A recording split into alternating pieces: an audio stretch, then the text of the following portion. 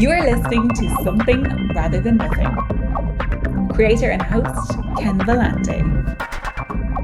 Editor and producer, Peter Bauer.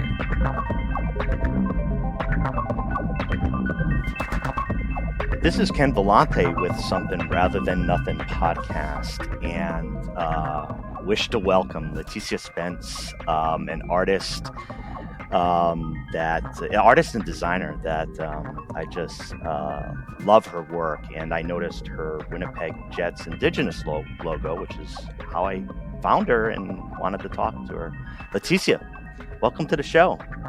Hi, thank you for having me. Tansi, my name is Leticia Spence, and I am a graphic designer, illustrator, and artist of sorts, based in Treaty 1, Winnipeg, Manitoba. And I'm originally from Pimicikamak Cree Nation and Opaskwayak Cree Nation, and I'm happy to be here. Yeah, it's really exciting to talk to you. We're gonna chat a bit about kind of when you were younger, but one of the things I want to mention is about where you're from, and like I said, I encountered you almost by happenstance, with the Winnipeg Jets logo, and it's a team I've liked since I was a kid, and I've never been to Winnipeg, but I've studied like labor history. I'm a labor history guy, so I've studied like labor history in Winnipeg, and I like the sports. So it's kind of strange to be able to make this connection with you and with your art and design, and to be able to connect with you in Manitoba. But what I wanted to ask you first is, when you were born, were you an artist when you were born? I mean, I don't know if I was necessarily an artist. I had a very specific view of the world, though, if that makes sense. And it still kind of persisted with me to this day. I might have just grown into it, but I kind of live my life like I'm living in my own odyssey, and everything for me has spirit and magic within it. And when I was small, I used to live in Opaskwayak Cree Nation. And I lived in my granny's house, and my parents, like a good example of this is like when my parents had a potato garden, and I guess I would go around saying things like, I don't know, like I'm raking Mother Earth's hair, or like just small little tidbits, right? So, I've always kind of like grown up with, like my own culture, sort of like mythology and stuff like that, and understanding of the world. And it was only until I became like a little bit older and realized that there were tools out there that I could use to express that, that I started delving into art. And that really happened like when I was probably in elementary, to be honest. So yeah, that's kind of that. Yeah, it's a question I ask a lot of artists, and what I've found recently, it's become really fascinating to find out about just like opportunities or lack of opportunities or expression when you were younger. And, you know, art seems to be kind of like a lifelong process, and those early years seem to speak very loudly to, Mm-hmm. what happens later on. But it sounds like you felt it, and, your expression, you needed that for your expression. Um, Now, I want to chat with you specifically about the art and the creation and the things that you do, because I've seen some of your design work, I've seen some of your pieces, and of course, we mentioned the Winnipeg Jets logo with the Mm-hmm. just beautiful design that you did of this integrated. I want everybody to see it, but could you indulge us a little bit with about your design work and about that project and how that came about? Yeah, for sure.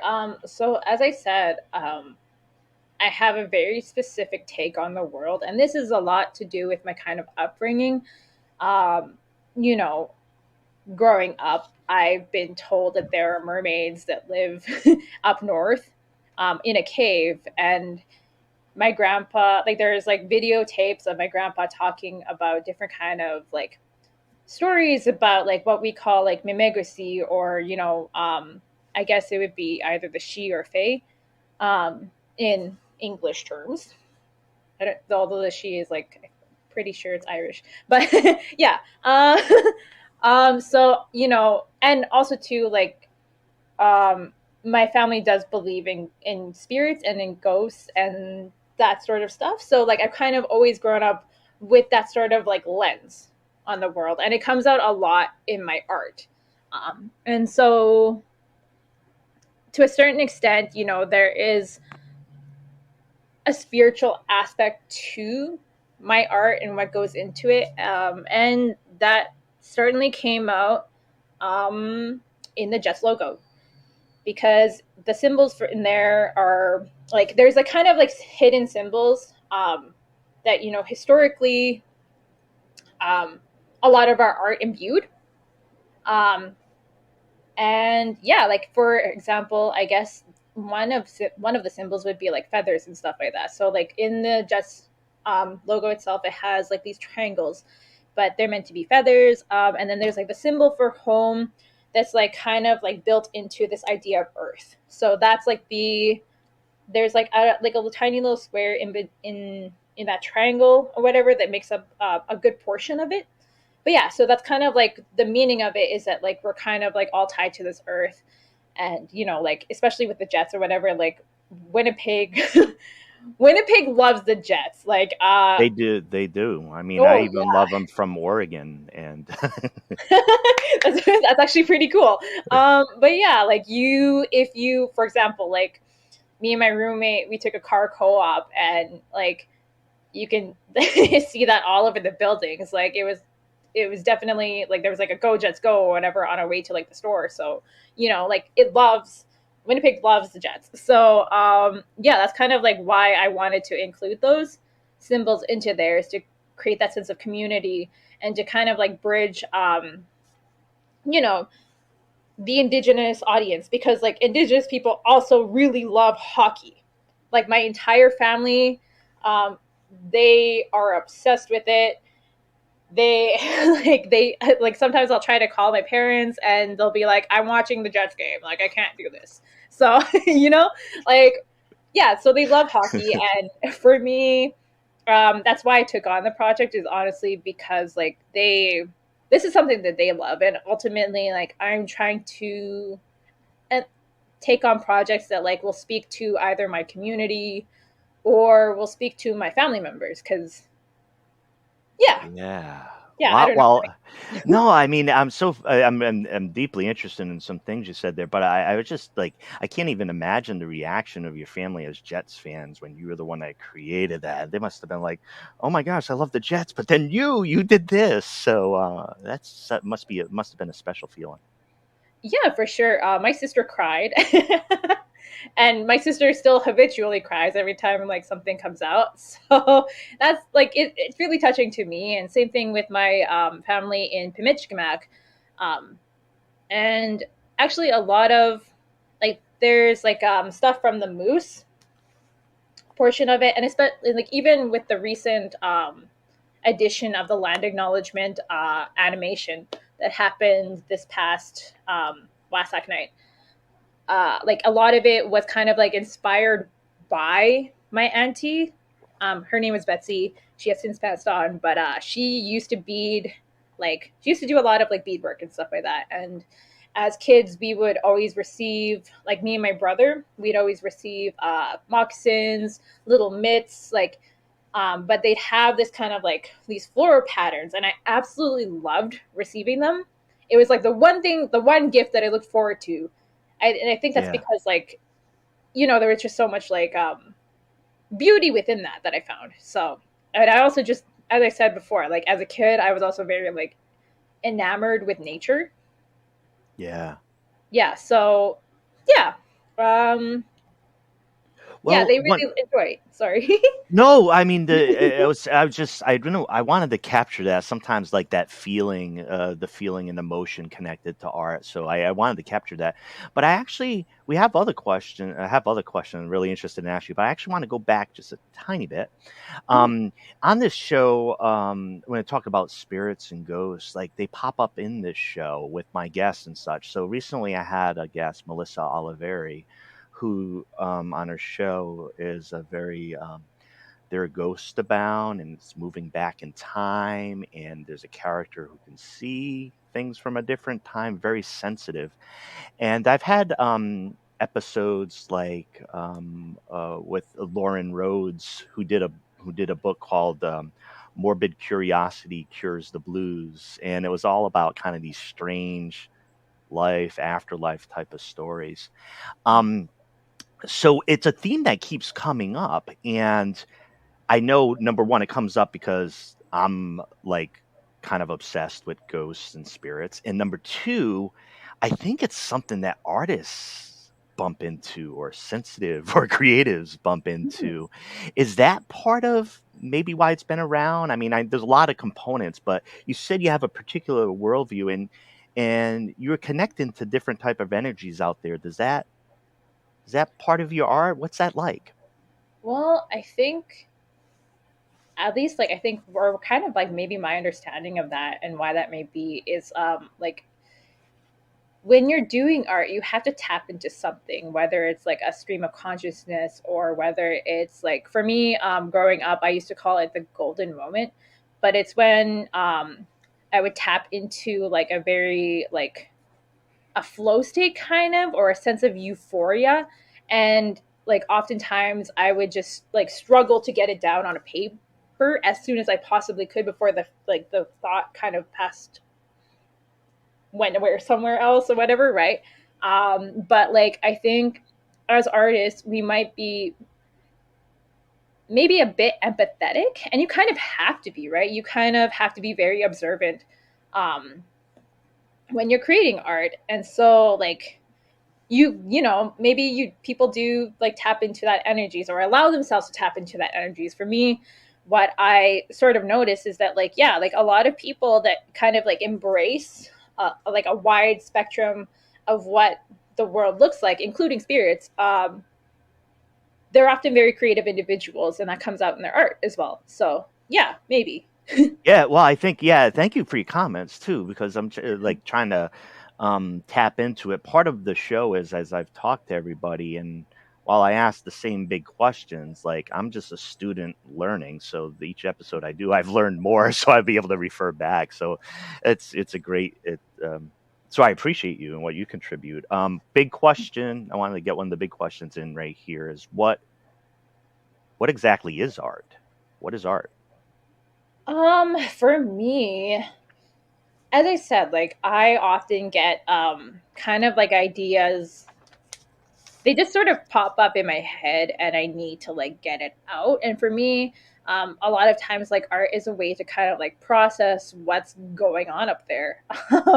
And a way to kind of like process the, you know, like maybe like what is happening to me externally, um, which I then internalize and then push out externally as well. You know what I mean? So for me, like it's a way to kind of, you know, express yourself, but also a way to learn, a means to learn for myself. Because I actually really like researching.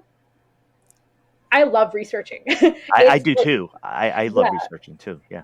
it's like my favorite thing, probably about my process as like a designer is doing that research, because I feel like with each and every project that I take on, I'm learning like a new or I'm discovering a new lens of the world, right? And kind of like what that looks like from other people's perspective, and, you know, seeing what it all is. Like, because if, you know, um, if I didn't do that, then, and if I didn't learn from people, and I feel like art can also be that too. It's a way to kind of like see, I guess, like what the world looks like, you know, like, 'cause no artist has the same style as the next person over. You know what I mean? We all have very different expressions because that's we look at the world differently. And so you know, it's a way to kind of like learn something beyond your own eyesight, if that makes sense. I don't know. Does that make sense? It makes a lot of sense. And even if it didn't, it isn't a criteria on this show. Sense isn't a criteria on this show. It can't be. The show's named something rather than nothing. So no, it does make sense. So you talk about art. Well, another question I have related to that is what is the role of art? Like All right, you make art, and that's your process. But like, what's art supposed to be doing in the world? Um, I was actually thinking about this one. And, I had heard something in a previous podcast before because I listen to a lot of podcasts. That's why I'm really thrilled to be finally doing You're the like, star. You're the star of yeah, this episode. I'm so excited. This is really cool to me. I don't know. But yeah, so I listened to a podcast though, and it was like, I also like astrology. So Hmm? it was like an astrology related podcast, but one of the hosts, and this is like from Stars on Fire, I believe, but she said something that like has always stuck with me, and it's maybe been like a couple of months, but it captured how I feel about like what roles like art kind of plays in our lives and in our existence. But it was art is the first thing that frees your mind and forces you to dream bigger. In order to deal with your anger, your grief, and your rage, you must create something beautiful around you. And that's really what I think art is. It's a way to kind of like process your emotions, and what's happening, especially, and you can even see that right now, in a time where there's a lot of chaos and a lot of confusion and a lot of fear.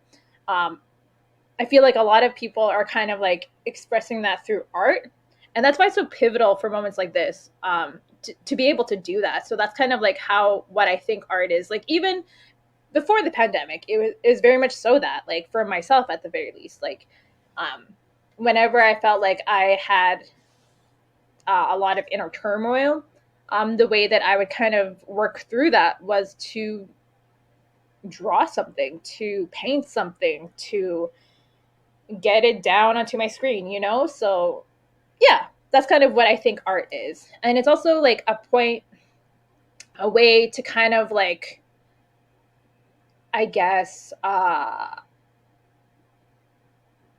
this is going to sound weird, but um, a way to make things pretty, a way to beautify your world, Yeah, and a way to kind of like paint it with your own colors and kind of like uh, make it look the way that you want it to look. not a bad inclination in a sometimes dirty world, right? Yes, and that's important, right? Like we need that, because if and I was talking to a couple of my friends about this, but like if we didn't have art, like the world would just be so bleak and desolate, and I Yeah. don't know if It's tough to fathom, right? It's yeah, tough it's to really hard to fathom what it would be. Yeah, yeah. We're speaking with Leticia Spence, and just going back, again, encountered Leticia's design work, with the Indigenous logos for the Winnipeg Jets and Manitoba Moose. Lest I forget, I should not forget the Manitoba Moose. Um, and does design and a lot of different art. And one of your recent comments, you were talking a little bit about the pandemic and the recency, and how, like, you look around the world, people are in different spots of it, like deep in the crisis that we remember, and others are like, it's summertime, right? And there's been so Mhm. much change. I found that the pandemic itself was so big that I couldn't even remember in the podcast. I thought I've always done the podcast in the pandemic. It almost like swallowed it up. But I had done many episodes prior to it, and it was just so big. I just, in my head, it was like, now the podcast is coming out of the pandemic, maybe, It's just a Mhm. very strange, enormous experience, I think, that creatives are coming out of. Uh, For sure. in where we are today. All right, so one of the questions kind of goes back to a little bit kind of where you come from. It doesn't have to. The question is, what or who made you who you are? Oh, there's a lot. Yeah, like I kind of discussed or touched on it, right? Like my family members, we have a Yeah. very, like I come from an Indigenous background. I'm Cree, from both sides, and like it's being an Indigenous person within Canada is pretty interesting because, and maybe just in general, But oftentimes, as a result of colonization, I've grown up with a kind of like a dual religion, so to speak. So obviously, like most of my family, they're Christian to some degree, Anglican or otherwise. And but they also still tap into native spirituality with that same brush, which has always been interesting. So yeah, like as I said, I grew up hearing about a bunch of different stories that happened, you know, within their own families or within their own real life experiences that take on a very spiritual nature. My family believes a lot in their dreams and kind of like interpreting that. And actually, a lot of my artwork comes from that space as well. So it comes from two places. Like sometimes, like as I said, an idea hits me and I'm like, oh, I need to, I need to get that out somehow. Or I dream about something and I, you know, rush to kind of like get it down. So, but yeah, like I would say definitely my family and kind of like that upbringing, but also too like I had a very strong mother figure. Like my mom is the toughest person that I know.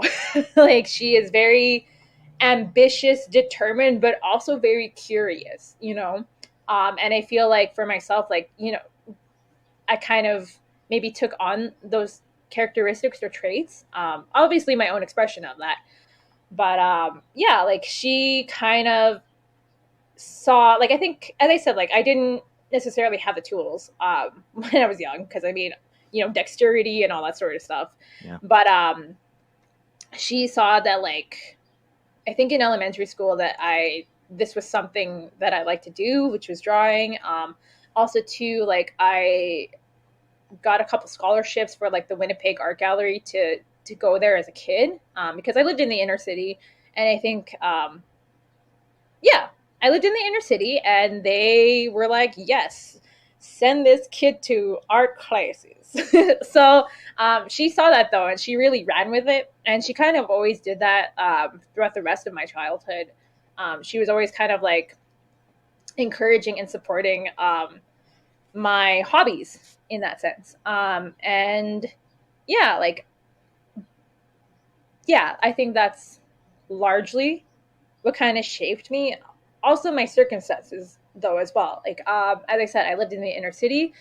And so I grew up at different points in my life in a state of poverty.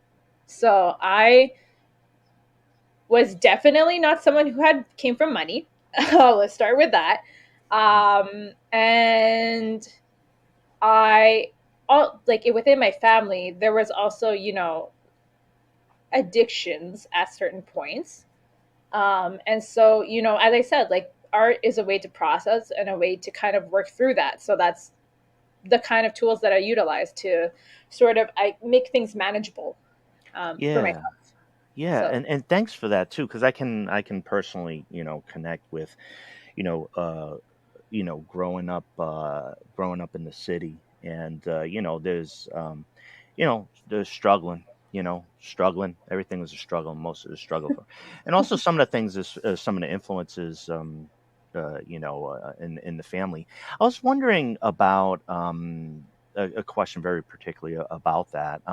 I've asked artists about like th- when they're younger in the environment, obviously focused on that. But what I'm always a little bit worried or interested in what goes on in a kid in the city, right? Because in the working class, right, you think about the dynamics of like what use is art when you need bread, right? Like what use is like the Van Gogh book that fancy kid has when you're hungry, right? So there's this like great gravity and weight for within that environment. Do you think that the art has to shine through or it does shine through, because it can be a tough climate for art for good reasons? But what are your thoughts on that?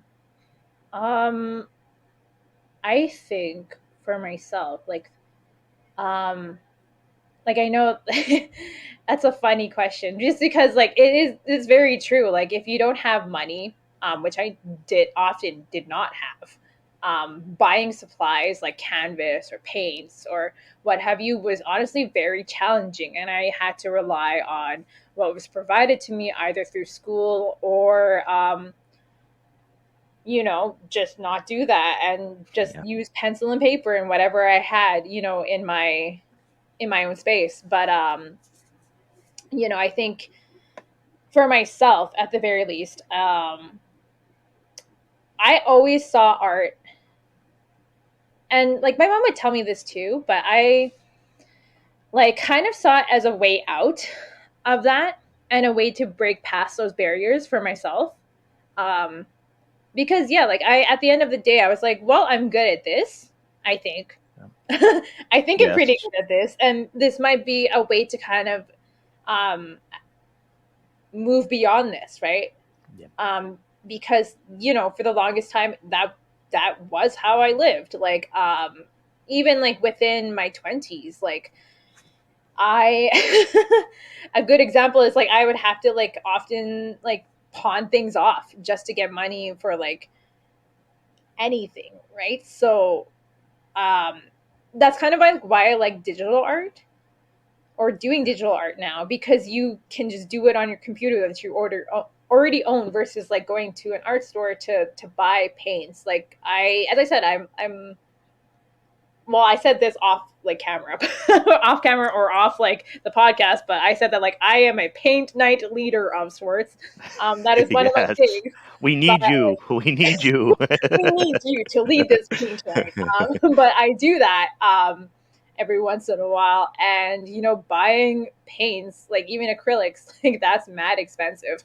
Like I dropped $100 and I kind of like so it's expensive. But getting back to the point though, I think it's important or whatever, especially like as you said, like it's a hard life. It can be a hard life when you don't have money or don't have access to these sort of like these materials or things. But I do think it's important to kind of beautify your world so that you can see the light amongst all of that, if that makes sense. I don't know.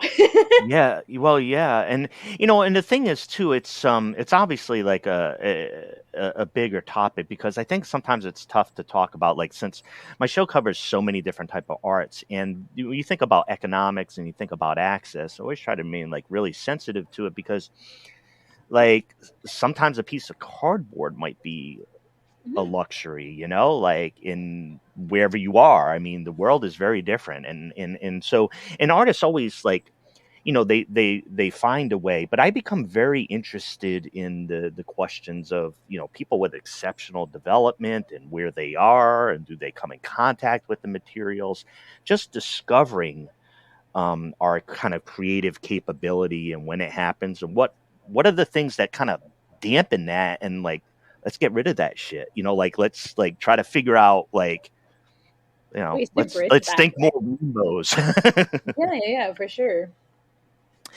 Sorry for the soapbox, but I want. No, it's okay. If you get on a soapbox and you call for rainbows, nobody can criticize you. That's my theory. Got a big question for you. Why is there something rather than nothing?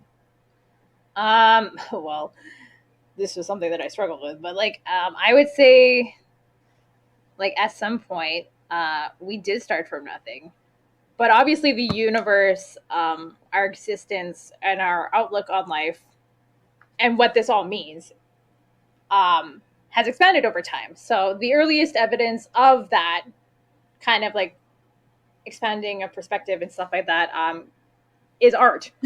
So I hope that answers your question. It does, because like it's the funniest Greatest question. And like you could just kick it around, and it means so many different things. And professional philosophers must hate that I ask it outside the academy, but that ain't gonna stop it. No, I really enjoyed really enjoyed your answer, Leticia. I wanted to give you some open space, maybe to talk about like what you got going on, where to find your art, whether we're talking online, physical. It's different everywhere. I don't know what's going on, but could you tell us?